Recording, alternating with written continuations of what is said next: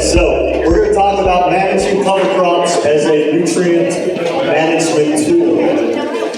And, okay, just to kind of create some context for thinking about nutrient management. What are we seeing here? I don't know if those numbers can be seen in the back, but it's a basic story of the goal is corn production. This is nationwide, okay? So corn production from 1980 to 2010 has gone up dramatically. We know that. We have higher yields. We are more productive. And what is the blue? That's nutrient use. Specifically, and what it's actually, I didn't even remember that. It's actually NP and K added together. So what we can see is that total nutrient use has not increased since 1980. But corn production has gone up dramatically. What does that tell you? More efficient. More efficient. Return on our investment in nutrients, it has been a very impressive story, which I think makes the industry think, how is it possible that we still have environmental problems? When we are turning nutrients into grain so much more efficiently, how can we still have a leaky system? And that is a riddle. I mean, that is not something that immediately, has an easy answer.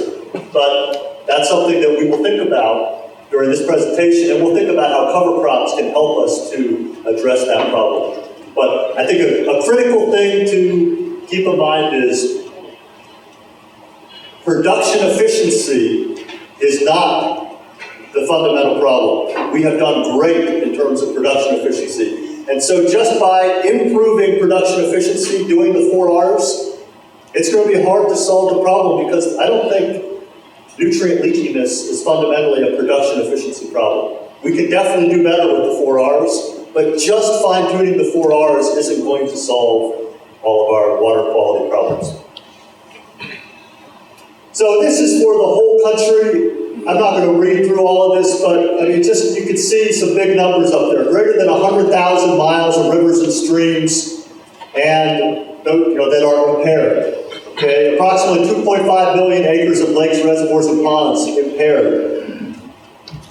55% of the stream ratings are poor. Now, these numbers have actually come down. We are making progress. It used to be a worse story, but it's still a serious story.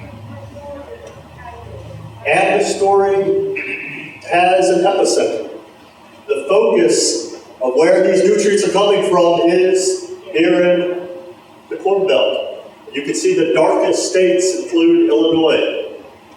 I don't know exactly what Dr. Gentry talked about. Laura Gentry is an old friend of mine. We went to NC State together. We were in a PhD program at the same time. And I just assigned today a video for my students to watch where Laura is talking about a very interesting problem. A way to think about just where Illinois fits into the story. And she may have talked about this today. There are 31 states that are at least partly in the Mississippi River Basin. Did you talk about this today? Okay. Illinois, obviously, is just one of the 31. Illinois is delivering 7% of the water that goes down the Mississippi. But we are supplying 20% of the nitrogen and 11% of the phosphorus. Did you talk about that? So, I don't think it hurts to reiterate that. Our water is hot compared to water from other places. So we have to have more responsibility because we are a bigger part of the problem.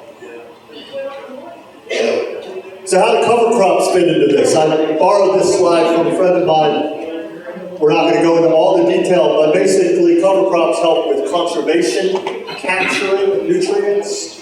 They help with releasing nutrients, hopefully synchronized with the uptake of nutrients by crops.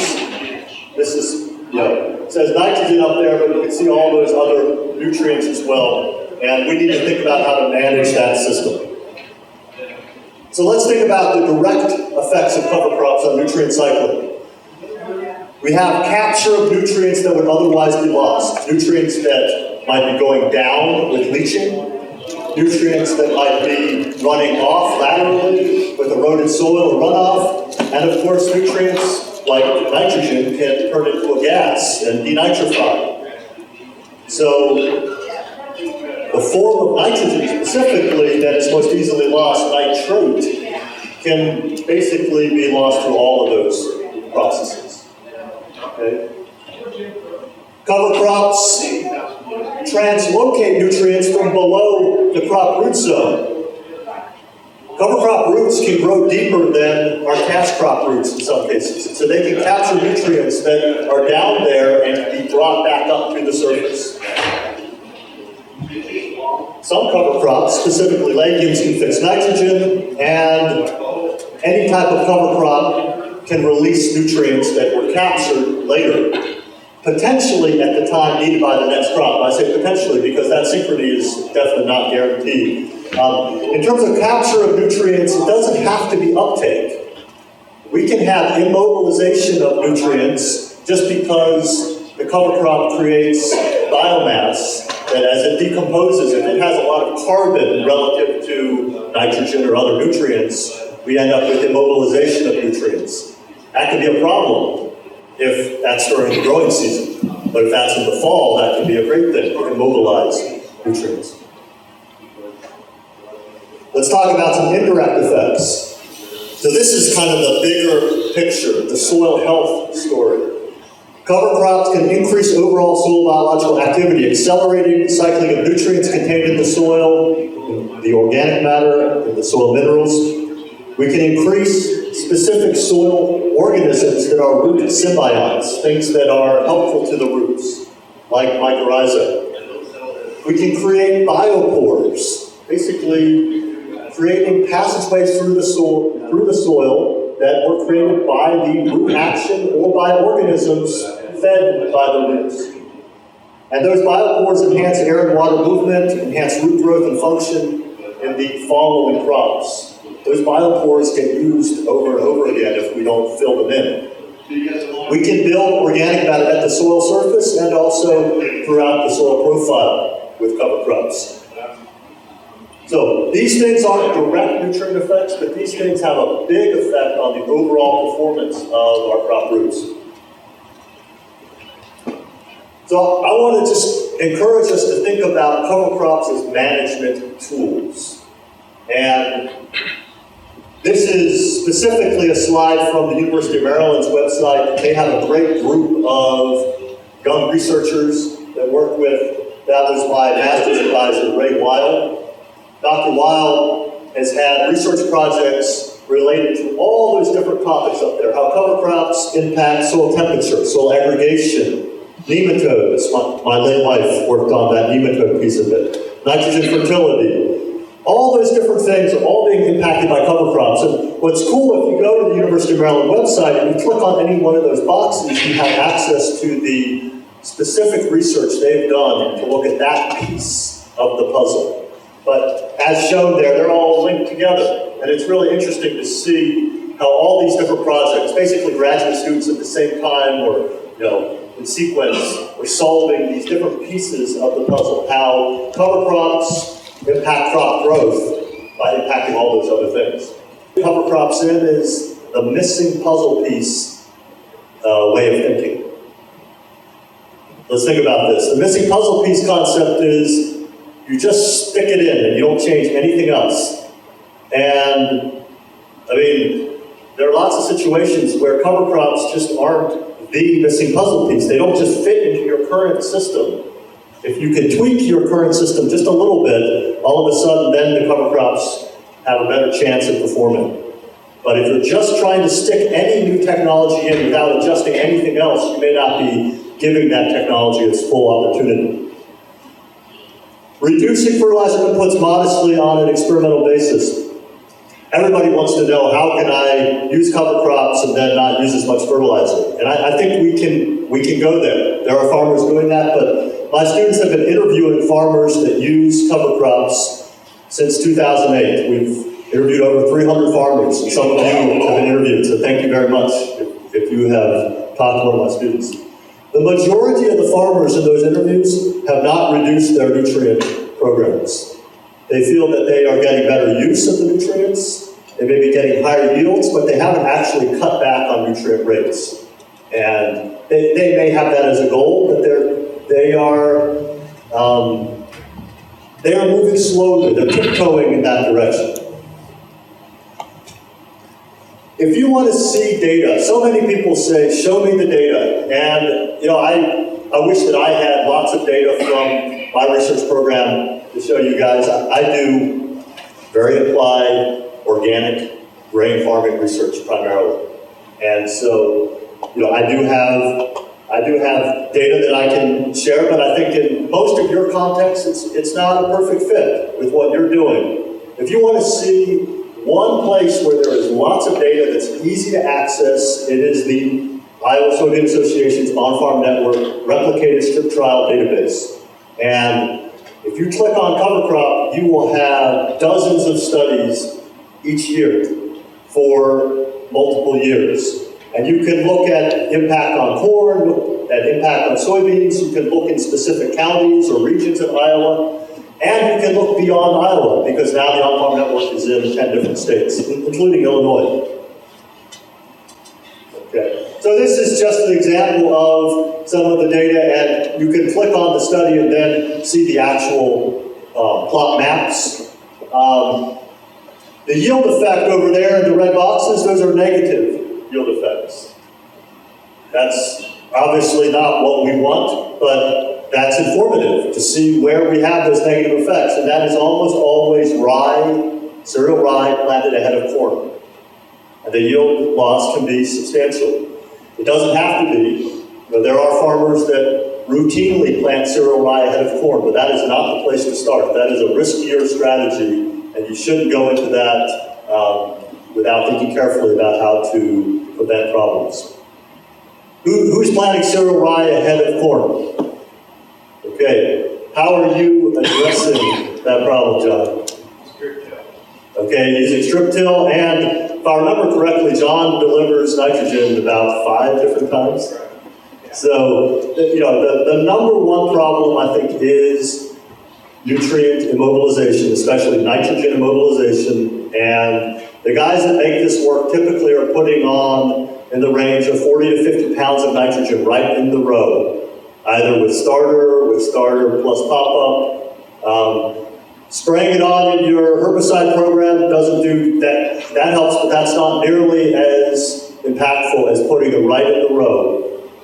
And the other guys, I remember I spoke at a meeting in the state of Virginia, and it was all dairy farmers. And they said, we always grow cereal rye ahead of corn, but it was in their corn silage systems, and they were always using manure. Rye that is well fed is very different than rye that is not well fed. Rye growing on manured ground just doesn't tie up nutrients in the same way. Okay. Just want to quickly give you some results from the research farm, and this is from the organic research farm in Western Illinois called the Allison Farm. But this is a study that was actually in 6 different locations across the state. And it was looking at impact on soybean health of growing these different cover crops following crop harvest. Okay? So, several different brassicas, things related to, like a radish, even though we don't have radish up there, and then also cereal rye. Let me just read this part of the abstract. This article is going to press right now. I just reviewed the last copy of it. Cereal rye and rapeseed improved soybean stands in plots inoculated with rhizoctonia and decreased levels of soybean cyst nematode in the soil. So rye and rapeseed had clear soybean health benefits. Cereal rye increased soil suppressiveness of rhizoctonia and fusarium as measured in greenhouse bioassays. So where they actually added the pathogen, it suppressed that. And then cereal rye significantly improved yield when rhizoctonia root rot was a problem. How does this relate to nutrients? You need healthy roots to pick up nutrients. I think, if there's one thing that is clear about soybeans, they really benefit from improved soil health. If you have many years of corn ahead of soybeans, they grow better than if you just have a corn-soybean rotation. If you are going into, a rotation where it had CRP or hay, you can see big yield benefits. When you talk to people about when they've grown their best soybeans, and they'll say the last couple of years, and then before that, it might have been 20 years before when they had maybe a more complex rotation. Soybeans really benefit from healthier soil, and cover crops can help with that. Okay, some other data. This is from a couple of years ago. Shalimar, who is now gone on to Purdue, but he was at Illinois State. He did some interesting work where he was looking at cover crops ahead of fall applied anhydrous. Anybody familiar with this work? This is really interesting stuff.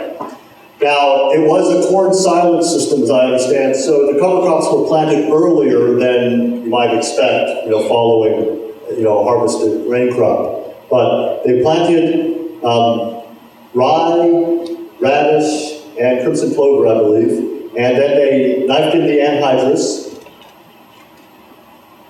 And basically they saw that the radish and the rye were able to recover a large amount of nitrogen.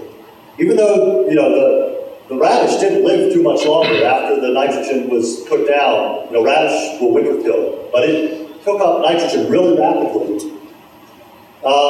There was significant reduction in nitrate leaching. The rye did better than the radish, which did better than crimson clover. There was no negative effect on yield. The radish released more of the fall nitrogen than the cereal rye. That's not too surprising, but weather conditions can impact that. Radishes can be a great nutrient scavenger. I mean, if they have time to grow, radishes can easily take up 100 to 200 pounds of nitrogen, and even more potassium, sometimes 50% more potassium than nitrogen. But they release their nitrogen early. And if we have weather conditions that are conducive to loss, or we don't get our crop planted, our fallen crop planted early, we can lose a lot of that radish nitrogen if we don't have another crop growing in combination with it, or if we don't, plant a cash crop right after. So, one of the things that I do not do anymore, that I have done a lot of in the last 10 years, I arrived at Western 10 years ago, and I just gave a presentation last weekend, which was a retrospective on what I have learned in 10 years. And it was a challenging, but really, I think, it was a very important assignment for me to spend some time thinking about what I have learned in the last 10 years of being at Western and doing this research. And one of the things I identified as a major lesson learned is that I do not want to plant radish by itself. I was growing lots of radish. Some of you may know Steve Groff. Anybody know that name? He brought tillage radish to the marketplace. I did some of my master's research on his farm, and I know Steve very well. And so I came out to Illinois all excited about radishes, and I was planting radishes every which way, and I wish now that I had grown more mixes of cover crops, and I wish that I had grown more legumes. Not that I still like radishes, but I don't think they should be planted alone. Okay.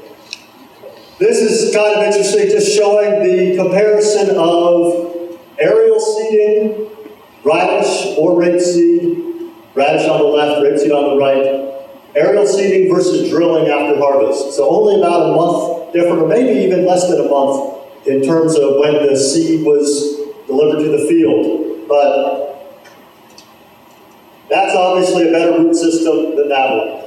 That's a better root system than that one. Drilling will give you much better placement of seed. You will get a more uniform stand. And if you have favorable fall weather, the last 2 falls, we've had amazing weather. Right, John?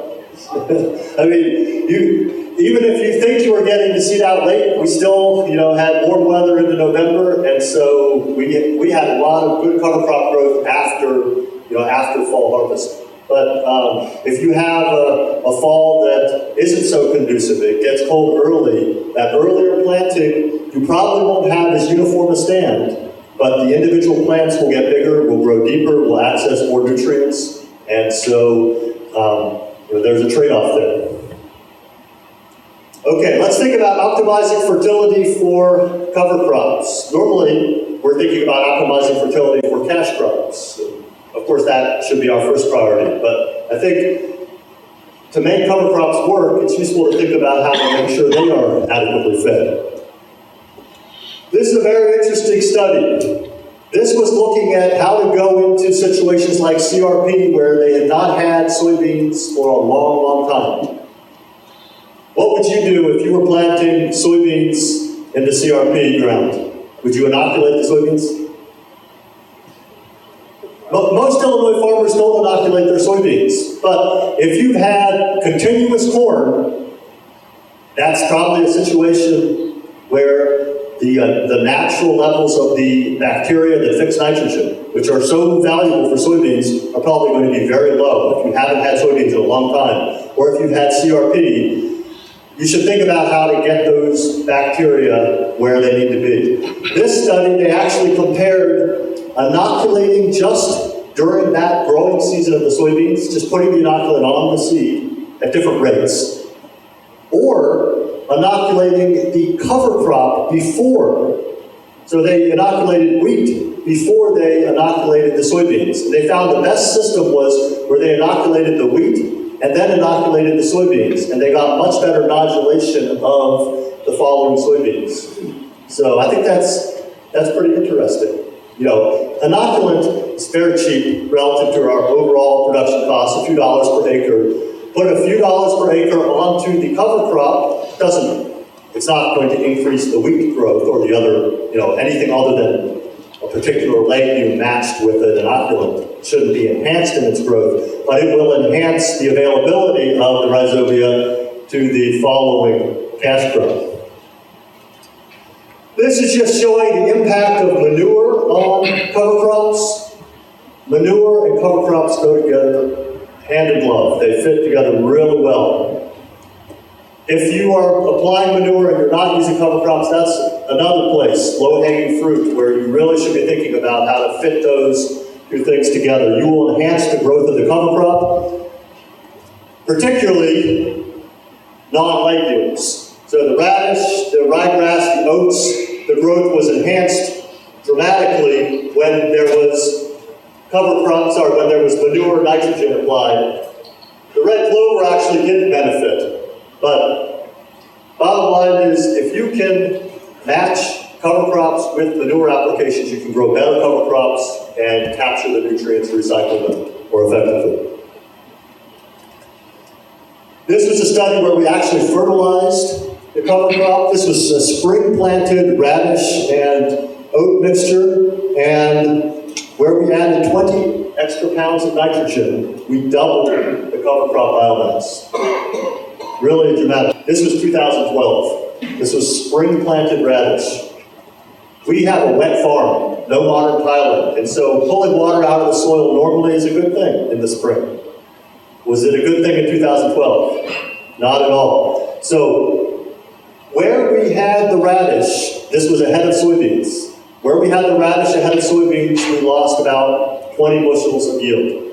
Where we had the fertilized radish ahead of soybeans, we lost about 30 bushels of yield. We grew more cover crop, but we pulled more water out of the soil. And there may have been something beyond water, but I think water was the primary story.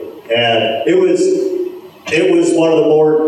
one of the most dramatic things I have ever seen, because we had one planter pass that actually split the no radish and then radish. And you could see within 1 week that the soybeans were growing stronger where there had been no radish. And it just continued through the growing season. The plants were dramatically different in size and in yield as well. Same planter pass.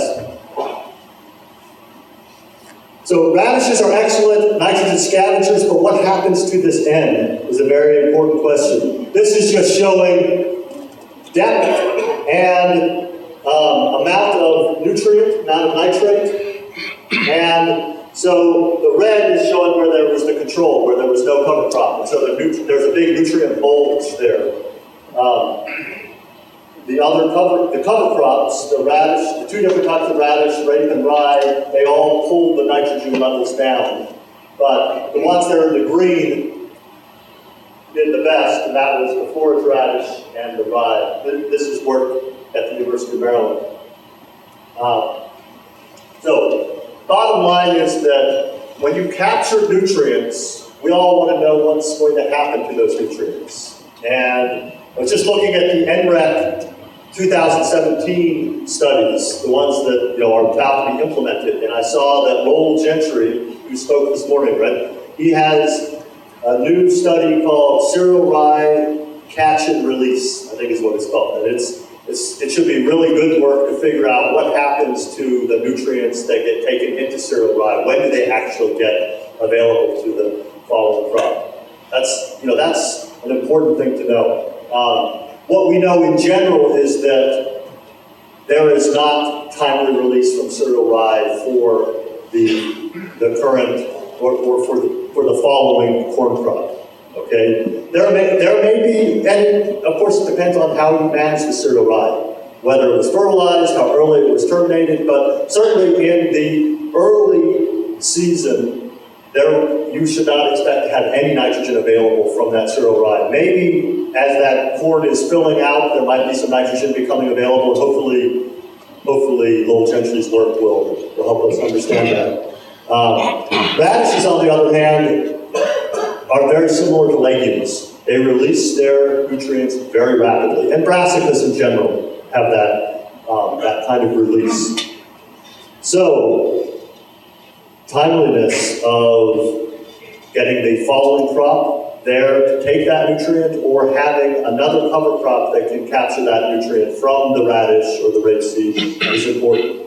And it's especially important for something like radish that's probably going to winter kill many months before you have active growth again. So it might winter kill in December, and then you don't probably have any nutrient uptake until maybe March. And so there's a big window that you can have nutrient loss. Okay. How do you identify what that moving target is? Because we know a lot of nutrient gets into the radish. How do we figure out whether there's something that we should credit to the following crop? This happens to be from Ag Talk. Anybody ever look at Ag Talk? A few of you guys. I post Ag Talk once in a while. And I read Ag Talk much more than I post. Lots of great information. This guy, Pat Sheridan, he does, PSNT, basically in-season nitrate testing to evaluate what kind of credit should come from the radish. And it is a moving target. It can range, he's saying here, from 80 pounds of N from the radish to just 20 pounds. He said that, he's saying here that he consistently sees some type of credit, but it can be quite small or it can be quite substantial. This can be done with programs like NWatch, where you look at the nitrate in the soil. But this also can be done if you're doing canopy sensor, like the Green Seeker type of system. That can tell you whether you, have a need for more or less sidedress nitrogen. With something like radish, you need to have some way of evaluating how that season's weather is interacting with what the radish is releasing. Otherwise, you're not going to be accurate. It is just not predictable from season to season unless you have some in-season way of identifying it. And the amount of nutrients that could be credited is substantial. So we should really think about in-season monitoring. Okay. How do we know what amount of nutrient, particularly nitrogen, is likely to be released from cover crops? This is a really good compilation done out in Oregon. With their winter weather, they can grow crimson clover and some legumes that are difficult for us to get to overwinter. I think, in the future we may have peas, we may have some annual clovers that will overwinter, but I think we need to keep improving those genetics, keep demanding our seed owners to find us better, more winter hardy genetics. Anyway, the bottom line here is that they found that The nitrogen content, or another way to think about it, is the carbon-nitrogen ratio, because the carbon content is pretty uniform. So the nitrogen to carbon ratio, or the nitrogen content, really has a major impact on the rate of release of nitrogen and the amount of release. If you have higher carbon-nitrogen ratios or lower nitrogen concentrations, the amount of nitrogen released can range from negative, where it's being tied up, to being quite positive. So we look at carbon-nitrogen ratio here. Basically, unless you're below about 20 to 1, you're probably not going to have a release. If you have a carbon-nitrogen ratio that's below 20 to 1, then you can get a substantial release of nitrogen. But if it's higher than that, you're probably going to have tie-up of nitrogen. Okay. So one way to manage carbon-nitrogen ratio is to have mixtures of different species. Mix legumes with grasses, or legumes, brassicas, and grasses. And this is just showing the impact of date of termination, and then the different mixtures in terms of how much nitrogen is being released. And so the things that are higher up on this graph are releasing more nitrogen. Things that are lower are releasing less. So, if you have cereal rye and you let it grow to quite, a very mature state, the story of nitrogen is going to be one of immobilization. If you terminate that cereal rye really early, you still don't get very much nitrogen, very, very minimal release. But if you have more legumes in the mixture, then all of a sudden you start to get more release. Okay. How about other nutrients? We focus so much on nitrogen. How about phosphorus? One thing that's really clear when you look at soil test data following brassica cover crops is that there is a release of phosphorus, an enhancement of the soil test phosphorus levels following the death of radishes or rapeseed and turnips. This was work at the University of Maryland. We also have done work at the Allison Farm. We have two different data sets now showing that both phosphorus and potassium soil test levels are significantly higher right after a brassica cover crop has winter killed. What does that mean in terms of feeding the next crop? That's something we're still trying to figure out. When you have a soil test level, let's say 50 pounds per acre of phosphorus, we know that that's an adequate level of phosphorus. Most people would agree with that. But if you grow a radish cover crop and now it's up to 70, does that mean you're going to have a better yield in your following crop? Well, if 50 was adequate, that extra 20 maybe doesn't matter. Where we've seen the most dramatic effects is where we've planted the radishes with precision planting. So we planted them with a corn planter, and then we come back and plant right over that same row. If we soil test right in the row, that's where we see really big increases in soil test phosphorus and potassium. And I would think it would be comparable to a banded fertilizer in that row, but I don't know that, because we haven't done the work where we have shown that we're giving, that we're actually getting higher nutrient levels into the following crop. Okay. This is going to probably stretch some of you guys, but I just wanted to show some rotation effect data just to help us think about the biggest opportunity for really making cover crops work is to lengthen our crop rotations so that we can fit cover crops in different ways than just following corn and beans. So this is from Ontario. Those yields aren't spectacular. Illinois farmers might not be satisfied with that. But what we're seeing here is when you add in the wheat, you're getting substantial increase in corn yield. So when they're going from the corn to corn soybean wheat, all of a sudden we see big benefit to the corn. So even if the wheat isn't profitable for you, maybe having that higher corn yield would justify it. Okay? They're also seeing substantial benefits to the soybeans. It's not just a benefit to the corn, it's also a benefit to the soybeans. What you're seeing here is multiple years in a row. Almost every year the corn yield is better where there's wheat in the rotation. Same thing with the soybeans. those are some substantial yield increases that might be enough to make you think about not having, not having a third of corn, soybean, wheat, but having wheat or another small grain on at least a small amount of acreage, just to see what you can find. If you have wheat in the system, all sorts of, and when I say wheat, any type of small grain, anything that would be harvested in the middle of the summer, all sorts of things become possible. The classic system is to put frost-seeded red clover into the small grain.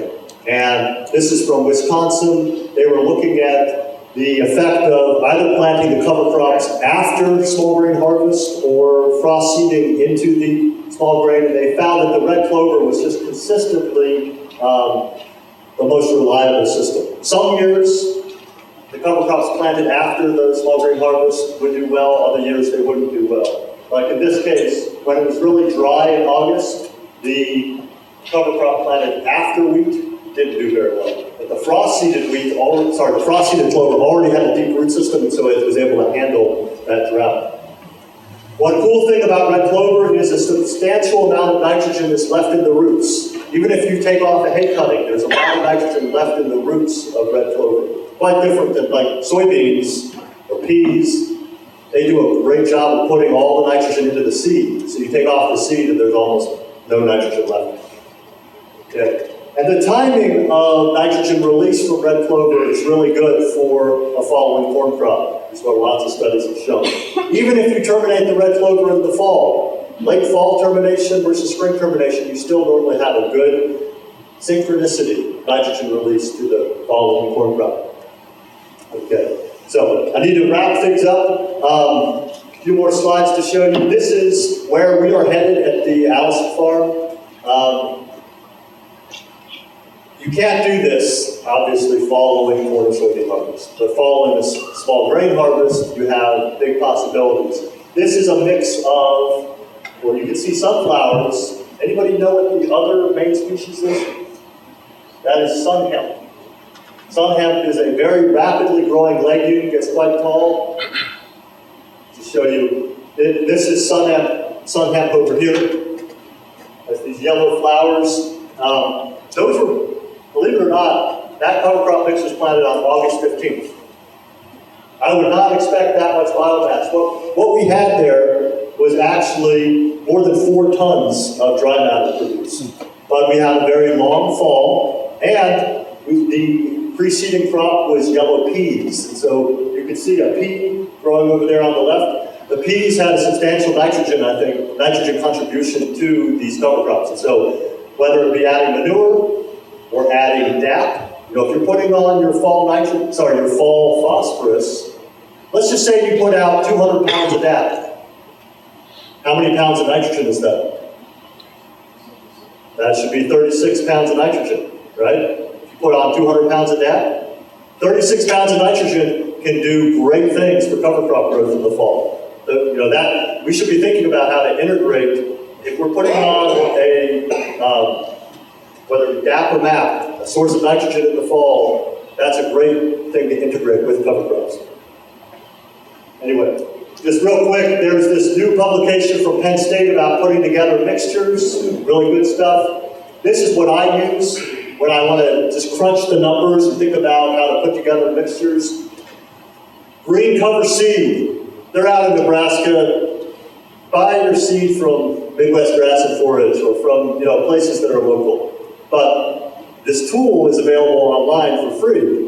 And it does actually, this is the old version. This is what they call their legacy smart mix calculator. So it doesn't have current prices. They have one with current prices as well, and that will allow you to figure out just what these mixes might cost.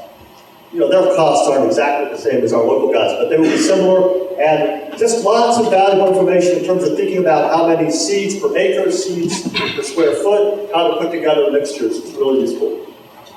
Okay, anyway, just to wrap things up here, that's how we planted a bunch of our cover crops this last fall. And so, does that look familiar? Okay, so we got a 41-foot Salford with an air box, and we actually planted right into that cover crop mix. We were seeding some cereal rye into that. We're going to go with pumpkins in that field next year. But it did a great job of knocking down that cover crop. I think the ideal thing would have been to graze that mix, but we don't have any grazing animals. So we brought in our buffalo herd without any grazing, but got all the hoof action going there, and we were able to deliver a very fine-tuned rate of seed. We did that particular field, we actually put down only about 15 pounds of rye seed. We also had another field where we put down 2 bushels of rye. And then we had another field where we did 1 bushel. And we were able to, in just less than a minute, dial it into the rate. And it worked really well. Okay. So, bottom line is we always want to grow deeper roots, but it's not just about getting more water. That may be the most important thing some growing seasons. We also want to be getting more nutrients from down deep. We want to think about our cover crops as primer plants. They are priming the soil for the following crop. And we are just at the very beginning of learning how to do this. Who went to the National No-Till Conference? Anybody? So anybody here, J.C. Cahill? He's the guy, the plant ecologist who's thinking about how plants talk to each other. That's amazingly fascinating stuff. I think we're just at the beginning of understanding which plant is going to welcome the next crop versus antagonize the next root system. Okay? This is really interesting work done in Michigan. They were looking at root-induced macropores and then how they were reused by the following plant. Corn loves to grow following alfalfa. Corn doesn't like to grow into old corn root channels. Now, I'm not saying it doesn't do it, but basically only 18% of the corn after corn root channels were recycled, whereas 41% of the corn after alfalfa root channels were recycled. That tells me that the corn prefers to go down the alfalfa root channels. Okay. So in terms of thinking about this story, especially things like radish and rapeseed that grow these deep cap roots might be really good for making those root-induced macropores, but there's lots more to learn about this. Overall, I think we'll just wrap up with this right here. In terms of nutrient management, obviously we want nutrient availability, but we also want a better environment for roots to grow, because that's how we get the nutrients taken up. So we want to alleviate physical, chemical, or biological barriers to root growth in various ways. We want to prevent the development of those barriers in various ways. We want to plant crops on soils for which they are well adapted. Drainage has a big impact on which cover crops do well. Brassicas don't like wet soils, but ryegrass grows very well on wet soils. We want to think about what we might put on the seeds to help them grow better. So various types of inoculants. And then ultimately, this is the overall strategy that we're trying to achieve. Grow strategic sequences of crops and cover crops to maximize a positive cycle of root zone improvement. That's not just about cover crops, that's about your overall system. We're trying to grow more and more root-induced macropores that just keep getting used by roots that like to grow in those macropores rather than roots that struggle to grow in the macropores from the previous crop or cover crop. So I think I'm out of time. Do we have any time for questions? Yeah, go ahead and a couple questions. Okay. Yeah. Have you ever tried using a crimper at the Allison farm? Yes. So the question was about using a crimper. We have been doing organic no-till soybeans since 2009. And the way you do that is basically you are planting into either standing cereal rye or another small grain cover crop, or you're rolling first and then planting into it. You can plant with a drill, you can plant with a planter. We've done all drilling, and we've had some great success. The last 2 years, we have had some of the highest soybean yields we've ever grown. This last year, we actually, the whole experiment averaged over 70 bushels per acre. We had two different soybean varieties. Terry, did you see any of those beans? They look pretty good. We had yields that ranged in that experiment from high 60s to about 80 bushels per acre. And this was planted May 31st, drilled with a John Deere 750 into triticale. And that was it. There was no cultivation. There were no more passes across the field after drilling until we harvested. And the weed suppression was excellent. You know, we're learning how to do this system. I think you need to have, first and foremost, you need a really good standard cover crop. In conventional systems where you have a herbicide in the system, lower rates of cover crop, lower rates of rye, I think, may be less risky. So that you have the, less moisture being pulled out in the spring. So if it is wet, then you have more evaporation of moisture. So the kinds of rates of rye that we want to have a full weed control system, I wouldn't necessarily recommend for a system using herbicides.